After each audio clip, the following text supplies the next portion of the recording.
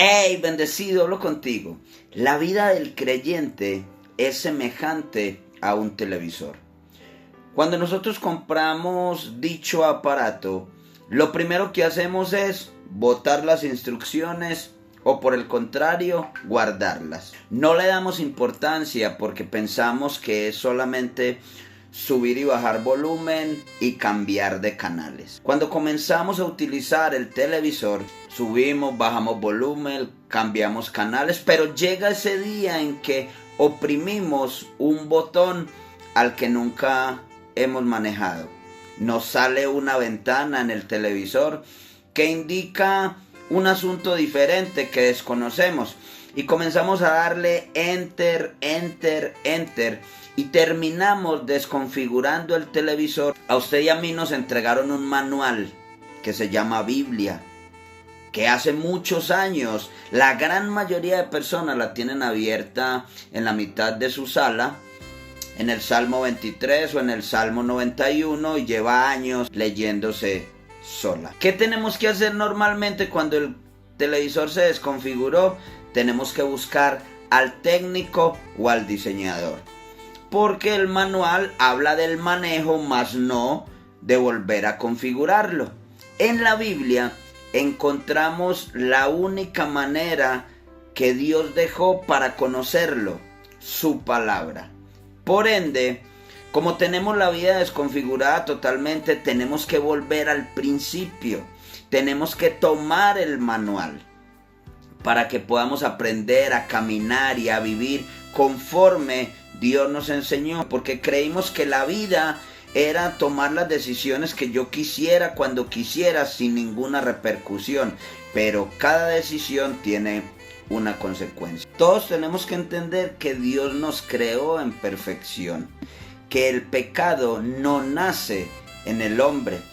En esta enseñanza de la martiología, que no es más que el estudio del pecado, encontramos que el hombre tiene la capacidad de tomar o dejar, y que el pecado nace es en aquel querubín perfecto o lucero de la mañana, como lo llama la Biblia, que usted y yo hoy lo conocemos como Satanás, porque en él hubo una envidia y él quiso ser como Dios y fue lanzado del cielo a la tierra, y por eso dice que la tierra estaba desordenada y vacía. Luego dice que Dios creó al humano, pero Satanás quiso dañar lo que Dios había creado en perfección. A ellos en el Edén solamente se les dio una orden, que no tomaran de aquel árbol. Les dijo, de todo pueden comer menos de este árbol, y por eso Satanás la convenció, y como desobedeció a Dios, por ende entró por ella el pecado y lo cargamos hasta hoy.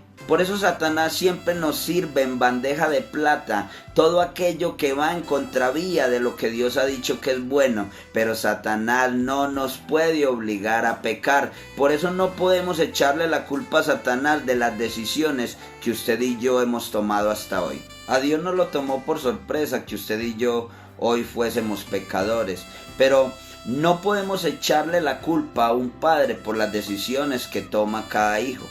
Yo como hijo he recibido unas instrucciones de mi padre para que camine de ciertas maneras, pero cuando yo ya tengo cierto grado de conciencia, yo soy responsable de cada una de las decisiones que tomo. Si yo mato, voy a ir a la cárcel, y no pueden condenar a mi padre porque yo hice lo malo, por ende debo recibir el castigo. En la soteriología, que es el estudio de la salvación, encontramos que en el principio Dios entregó la salvación a los judíos por pacto, pero como a los suyos vino y los suyos no le recibieron, le dio la oportunidad a los gentiles, para que todo aquel que creyera y lo aceptara en su corazón pudiese recibir la potestad de ser hechos hijos de Dios. Esto fue el plan de salvación que Dios diseñó para que con la muerte de Jesucristo, porque no pudimos con la ley, solo a través de Jesucristo en la muerte de cruz, llamado redención, podríamos recibir también esa salvación, y solo se nos encomendó cuidarla. Pero con el desconocimiento de la palabra, ¿cómo vamos a cuidar algo si no sabemos siquiera qué es lo que Dios quiere? Y si bien es cierto, el único perfecto es Dios, eso no nos puede dar la libertad para nosotros seguir pecando, porque Jesucristo nos hizo libres en la cruz. Pero el libertinaje depende de tu vida o de mi vida. Por eso es necesario que los seres humanos volvamos a nacer de nuevo. Y esto lo entendemos como la regeneración. No es volver al vientre de nuestra madre, como dice la palabra cuando Jesús hablaba con Nicodemo. Y en esa relación estrecha y personal con Dios y con el Espíritu Santo podemos ir desarrollando algo que la Biblia llama el fruto del Espíritu, donde a diario nos vamos metiendo con Dios, pero para obtener un fruto hay que tener un trabajo, un desarrollo, una transformación. Por eso el que robaba deje de robar, el que mataba deje de matar y comience en ese propósito a diario, lento pero sin pausa, de querer agradar a Dios, cambiando esa vieja manera de vivir por todo lo que Dios ha dicho que es bueno. Y eso solamente se logra cuando yo rindo mi voluntad a la de Él. Bendiciones.